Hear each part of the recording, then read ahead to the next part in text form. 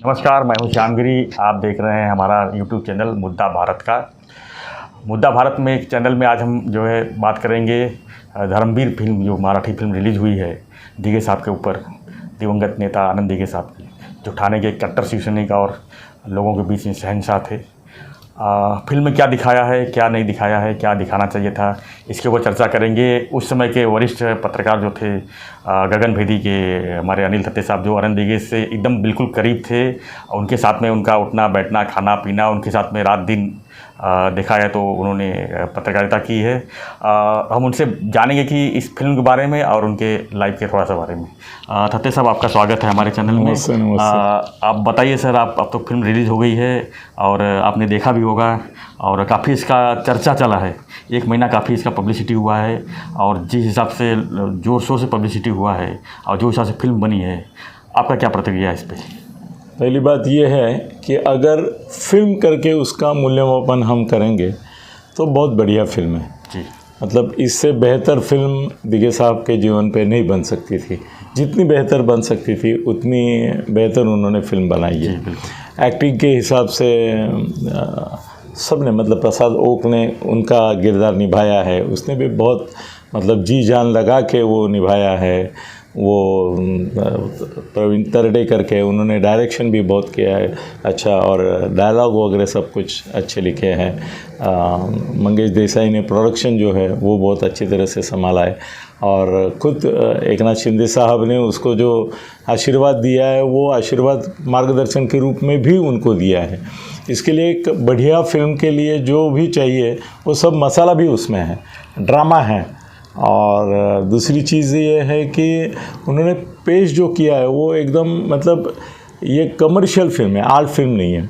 Generally biopic में मराठी में ऐसा आजकल हो रहा है कि वो ऑथेंटिक करने के इसमें चक्कर में वो बहुत एकदम बोर हो जाती है। ऐसा नहीं है, ये एंटरटेनिंग फिल्म है। मतलब दिघे साहब को जो जानता नहीं है, अभी पुष्पा पिक्चर है, वो कैरेक्टर हमने कभी देखा नहीं था, तो मगर पुष्पा सबको पसंद आई क्योंकि एक कैरेक्टर का जो एक ये किया था उन्होंने प्रेजेंटेशन, वो बहुत एकदम दिलचस्प मतलब था। दर्शक जो आनंद दिघे को देखने जाएंगे कि एक कैरेक्टर मूवी देखने जाएंगे, ये आप क्या कहना चाहेंगे? नहीं, आप किसी भी, आप दिघे साहब को नहीं जानते, बिल्कुल उनके बारे में कुछ पता नहीं है, फिर भी आपको वो फिल्म एंटरटेन करेगी अच्छी तरह से। उनको एक सोशल वर्कर की तरह, क्या है ना, पुष्पा और इसमें बहुत लोग कंपैरिजन कर रहे हैं।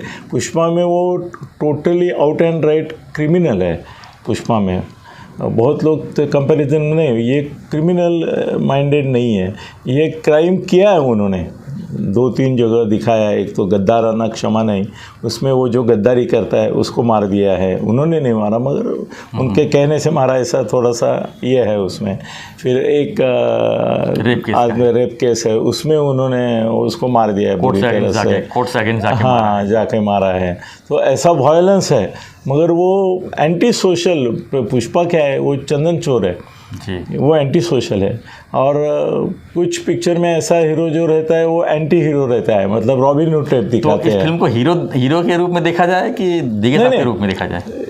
ये ऐसा है कि आप अगर दिघे साहब को जानते नहीं हैं तो हीरो के रूप में देखो आप। अच्छा। कि एक सोशल वर्क करने वाला, एक जिसका समाज को बहुत ज़्यादा कंट्रीब्यूशन है ऐसा। और शिवसेना जो है वो उनके रग रग में बसी है, उसका भी दर्शन उसमें बहुत अच्छी तरह से हुआ है। तो मैं अगर स्टार देते 1 से 4 तक, तो 4 स्टार मैं पक्का इस फिल्म को दे दूँगा, हर एक मामले में, फोटोग्राफी से लेके। बिल्कुल सही, 4 स्टार आप दे रहे हैं। तो आज की जो राजनीति चल रही है उसमें कितना स्टार लागू होता है इस फिल्म को देख के? हाँ, अभी ऐसा है कि आज की राजनीति जो चल रही है उसके लिए हम अगर सोचे कि वो उसमें फिल्म में जो दिखाया है, उनको जो दिखाना था कंटेंट, या उन्होंने जो थीम ली थी और टैगलाइन ली थी, जो उनको दिखाना था वो बहुत सक्सेसफुली दिखाया।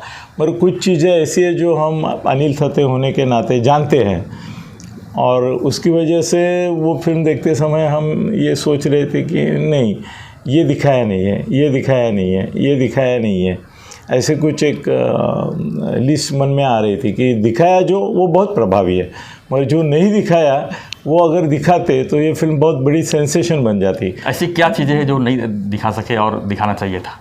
एक पहली चीज़ ऐसे कि इसमें बाला साहब के प्रति दिघे साहब की एक जो गुरुवंदना का गीत भी है, उसमें वो एकदम रोते रोते उनके पाँव पे वो ये सब करते हैं, फूल चढ़ाते हैं, ये करते हैं, भगवान के स्वरूप उनको ये करते हैं, मानते हैं वगैरह वगैरह, और वो भी भावुक हो जाते हैं वगैरह। मगर उसमें हम जानते हैं कि बाला साहब में और दिघे साहब में एक संघर्ष था। गैप बोल सकते हैं? गैप नहीं, संघर्ष ही था। अच्छा, संघर्ष ही था। वो संघर्ष मतलब किस तरह संघर्ष, मतलब एक दूसरे का अपोजिट था, ऐसा तो नहीं बोल सकते? नहीं, वो नहीं चाहते कि आनंद दिघे दिघे साहब बने, वो नहीं चाहते थे। और दिघे साहब बनने के बाद उन्होंने पूरा थाना डिस्ट्रिक्ट जो था अपने कब्जे में ले लिया था। और कैसे थाना नहीं, पूरे महाराष्ट्र को कब्जे में लेने की कोशिश किया था, ऐसा नहीं, उनको लग रहा था कि अभी थाना डिस्ट्रिक्ट तो ले लिया इन्होंने, अभी कल शायद महाराष्ट्र की भी कोशिश करेंगे। और उसमें ऐसा था कि मैं उनका मीडिया वगैरह देखता था, उसमें बहुत सारी स्टोरीज मैंने भी प्लान की थी इलस्ट्रेटेड वीकली से कि आफ्टर बाला साहब हूँ आनंद दिघे, तो उनके मन में वो उसमें थोड़ा गुस्सा था। कुछ ये भी दिखाया गया, देखा मैंने भी पिक्चर देखा, उसमें ये भी दिखाया था कि कुछ चीज़ें ऐसी थी कि जो दिघे साहब खुद, जैसे टिकट बांटना है, वो दिघे साहब खुद डिसाइड करते थे कि इसको टिकट देना है या इसको नहीं देना है, या इसको ही देना चाहिए। इस तरह के आर्गूमेंट जो हुआ है, तो इसमें तो लग रहा है कि दोनों जन में काफ़ी विरोधाभास थे। हाँ, नहीं, दोनों में विरोध था ही। उसमें नहीं दिखाया ऐसा है कि एक बार प्रकाश परंत पे उनके यहाँ गया था, मैं बाजू में बैठा था बाला साहब के, तो प्रकाश परंत से बोला कि दिघे साहब ने मुझे बोला, तो बाला साहब ने उसको रोका और बोले किसने बोला? तो बोले दिघे साहब। बोले देखो, शिवसेना में एक ही साहब है, वो है बाला साहब, और कोई साहब नहीं है, चलो निकलो करके उसको हकाल दिया। ओके। और दूसरी एक बात हो गई कि संजय राउत को उन्होंने एक लोकप्रभा को इंटरव्यू दिया था, जो है छापा हुआ है वो, उसमें उन्होंने बताया कि आनंद दिघे सादा शिवसैनिक था, अनिल थत्ते ने उसके सर में हवा भर दी और उसको बाला साहब बनाने का सपना दिखाया। अब वो बाला साहब बनने की सोच रहे हैं, मगर ये कतई नहीं होगा, ऐसा उन्होंने बोला था। इसका मतलब उनको थोड़ा सा इससे डर लगने लगा था कि ये ज़्यादा भारी हो रहा है अपने। और दूसरी चीज़ है कि वैसे क्या है ना कि वो उनको पूछते थे मगर मानते नहीं थे जी, मगर उनको पूछते थे वो ही इसी तरह कि ये मैंने निर्णय ले लिया है, आपको क्या लगता है? तो वो उनको धीरे धीरे पसंद नहीं आ रहा था, तो संघर्ष बढ़ता गया। और लास्ट में इसमें जो नहीं दिखाया, उसमें क्या दिखाया है कि राणे और राज ठाकरे आते हैं, मिलते हैं और निकल जाते हैं और उनको अटैक आता है। राणे क्या बोलता है ऐसा दिखाया भी है, नहीं दिखाया भी।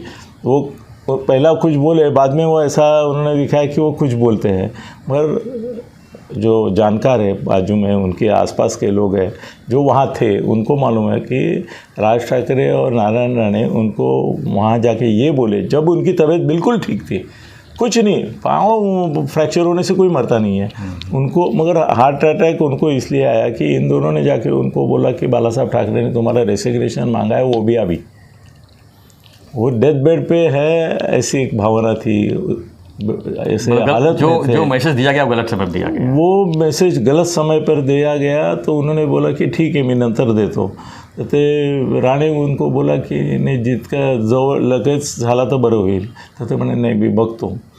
उसके आगे बोलने की हिम्मत नहीं, दोनों बाहर गए। वो दोनों बाहर जाने के बाद मेरे ख्याल से 15 मिनट के अंदर उनको अटैक आ गया, क्योंकि ये सहन हुआ नहीं उनको कि मैं इस हालत में हूँ और मेरे से क्या मांग रहे हैं, राजीनामा, पूरे जिला अध्यक्ष पद का राजीनामा मांग रहे हैं। तो वो अटैक उनका जो था उसका कारण ये था जो इसमें नहीं दिखाया। अपने दिघे साहब के करीब थे, आपने जैसा कहा कि बाला साहब और दिघे साहब का मतलब संघर्ष या विरोधी बोल सकते हैं, तो दिघे साहब का बाला साहब के प्रति कैसा था? अभी ऐसा है कि हम लोग बहुत ही करीब थे दिघे साहब के जी, तो उनके मन की बात तो हम भी जानते थे। वो ऐसा हो गया था कि हम ही से मोहब्बत हम ही से लड़ाई जिसको बोलते हैं, वैसा था कि उनको ये मालूम था कि मातोश्री अपने सपोर्ट में नहीं है जी, मातोश्री को मैं पसंद नहीं हूँ, मगर शिवसेना के बाहर उनको भी अस्तित्व नहीं था, उनकी मजबूरी थी जी। उनको बहुत सारे दूसरे पक्षों ने ये करने की कोशिश की, मगर उनका जो नेचर था उनकी जो एक हिंदुत्व और कट्टरता हिंदुत्व कट्टरता नहीं बोल सकते, मगर एक शिवसैनिक करके वो बने थे जी। तो शिवसैनिक होने के कारण उनकी निष्ठा जो थी, मैं कहूँगा कि बाला साहब के प्रति 40% और 60% शिवसेना के प्रति थी। उनको लगता था कि ये थाने डिस्ट्रिक्ट में मैंने बढ़ाया है, ये मेरा आपत्ति है। कहीं ना कहीं पिक्चर देख के तो हकीकत भी है, ये नहीं लगता आपको? पिक्चर में हकीकत, पिक्चर देख के नहीं लगता कि ये हकीकत भी है कि थाने को शिवसेना का जो गढ़ है वो उन्होंने बनाया, साहब ने किया है? हाँ वो है, वो दिखाया है उन्होंने, वो दिखाया, हाँ दिखाया है। एकनाथ शिंदे साहब का भी जो कंट्रीब्यूशन दिखाया है उसमें वो भी सही है, मतलब दोनों का जो नाता था इसमें जम के उभरा है, वो भी सही है बिल्कुल। और मेरे को लगता है कि ये पिक्चर में नहीं बोलते हुए भी एक हीरो अगर दिगे साहब है तो दूसरा हीरो उसी में है, उसको हीरो कहा नहीं गया है, मगर वो दूसरा हीरो है, वो है एकनाथ शिंदे साहब।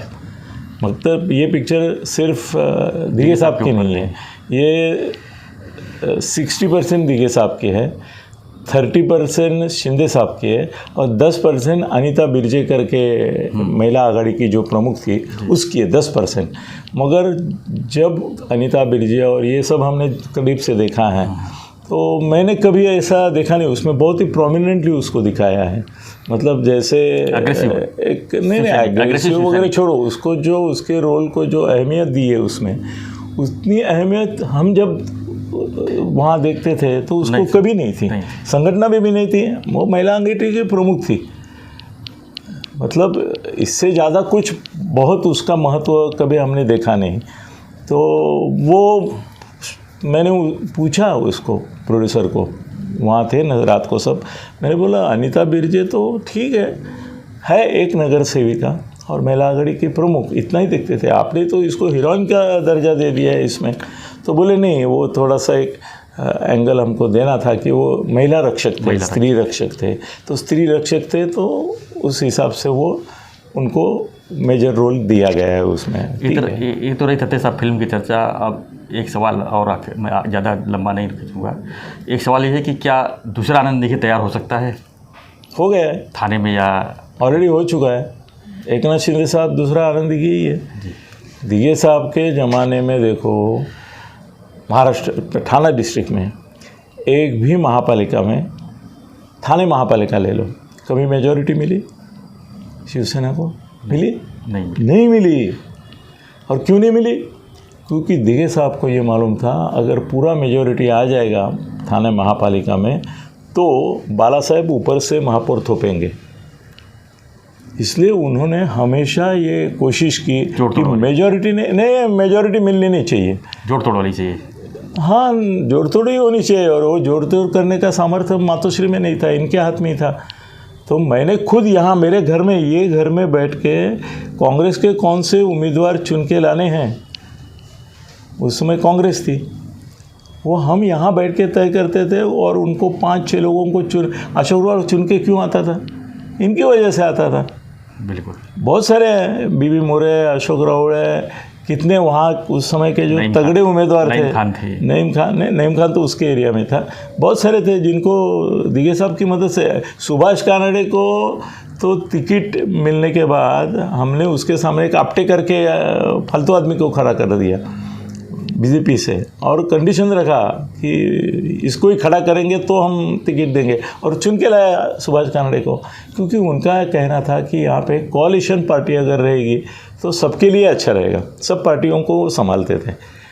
और एकनाथ शिंदे में आनंद दिघे के मैं कहूँगा कि 90% गुण है जी, 90% गुण है। एक ही उनमें कमी है कि आनंद दिघे एकाधिकारशाही में विश्वास करते थे कि मैं जो कहूँगा वो और मेरी ही बात फाइनल। इनका ऐसा नहीं है, वो कोalition नेचर के हैं, मतलब वो अच्छे कोalition के महाआघाड़ी है ना, उसके अच्छे मुख्यमंत्री वो बन सकते हैं। वही एक आदमी है शिवसेना में आज की तारीख में जो कोalition का मुख्यमंत्री बन सकता है, जो सभी पार्टी को साथ में लेके चल सकता है। दूसरे किसी के बस का काम नहीं है, जो इन्होंने करके दिखाया। आज ऐसा जो कटुता मुंबई में आपको दिख रही है, 2 पार्टीज़ में, 3 पार्टीज़ में, 4 पार्टीज़ में, वो थाना में कहीं नहीं है। वन साइड है सब। हाँ, नहीं वन साइड नहीं, सबके साथ है वो, सबका साथ, सबका विकास जो है ना वो सिर्फ थाना में ही है। जितेंद्र आव्हाड से लेके सब उनके ही दोस्त हैं, महापालिका दोनों मिलके चलाते हैं, ये बड़ी बात है ना। बिल्कुल बड़ी बात है। तो उन्होंने दिघे साहब के आगे कुछ कदम रखे, एक कदम पीछे रखा कि वो एकाधिकारशाही में विश्वास नहीं करते, इसलिए सबके साथ रहते। और बाला साहब तब थे, तब जितनी निष्ठा दिघे साहब की थी उससे ज़्यादा निष्ठा और एक क्या बोलते हैं उद्धव जी का प्रमाण मानते हैं वो। तो आपको क्या लगता है जो फिल्म का असर आने वाले चुनाव पर पड़ सकता है? नहीं, ऐसे फिल्म से कोई चुनाव नहीं बदलता है। चुनाव ये एक एंटरटेनमेंट के रूप में देखा जाएगा। एंटरटेनमेंट के साथ साथ मोटिवेशन और इंस्पिरेशनल फिल्म करके देखेंगे कि तरुण पीढ़ी जो है उनके मन में आएगा कि भाई शिवसैनिक को लगेगा कि भाई मुझे आनंद दिघे साहब जैसा बनना है, कि एक अच्छा शिवसैनिक क्या होता है उसका वो मिसाल है। मगर वो देखो, दूसरा आनंद दिघे वैसे पैदा नहीं हुआ। एकनाथ शिंदे वो कंस्ट्रक्टिव आनंद दिघे है, वो कैसे है कंस्ट्रक्टिव डिस्ट्रक्टिव दोनों था। मतलब एक हाथ में लड्डू और एक हाथ में त्रिशूल लेने वाला गणपति जैसा रहता है वैसा आते हैं, मगर ये जो है ये अलग टाइप है, ये लड्डू ही लड्डू लेके घूमते हैं। बहुत बहुत धन्यवाद सर, आपने हमारे चैनल में डिस्कशन किए धर्मवीर के बारे में। मैं उम्मीद करूंगा कि अभी मराठी फिल्म में धर्मवीर आई हुई है। हाँ, अभी और एक बात बता रहा है, आने वाले दिन में मैंने प्रोड्यूसर से बात की, हिंदी में डब होके भी आए ताकि सब लोग देख सकें। नहीं, आपको दो बातें बतानी रहेगी, महत्वपूर्ण है। एक, मैंने उनको बोला कि अनिल थत्ते का काम आपने जिसको दिया है उसको आपने तो खाली खड़ा कर दिया 1 सेकंड के लिए, बाकी कुछ नहीं है। और अगली बार अगर आप दूसरा फिल्म बनाएंगे तो उस पर अनिल दत्ते का काम मैं ही करूँगा। और सबके सामने उन्होंने बोला है कि हाँ ठीक है, हम आपको काम देंगे। और मैं बोला मैं ऐसा मूक नायक नहीं बन के रहूँगा, मेरा कॉन्ट्रीब्यूशन बहुत था, वो भी आएगा। और दूसरी एक बात है ऐसी है कि ये इसका हिंदी वर्जन जो आ रहा है उसमें अल्लू अर्जुन को पुष्पा का हीरो था, वो काम कर रहा है। और तेलुगु, तमिल और हिंदी में आ रहा है, उसके राइट्स के लिए इनकी बात चल रही है। बहुत बड़ी बात है। आने वाले दिन में जो है ये फिल्म जो है हर भाषा में शायद आवे, 3 भाषा में तो आ ही रहेगी। और अल्लू अर्जुन जैसा आदमी मराठी के अलावा सभी भाषा के लोग इसको देख आनंद लेंगे। यस, धन्यवाद सर हमारे चैनल में बात करने के लिए, बहुत बहुत धन्यवाद।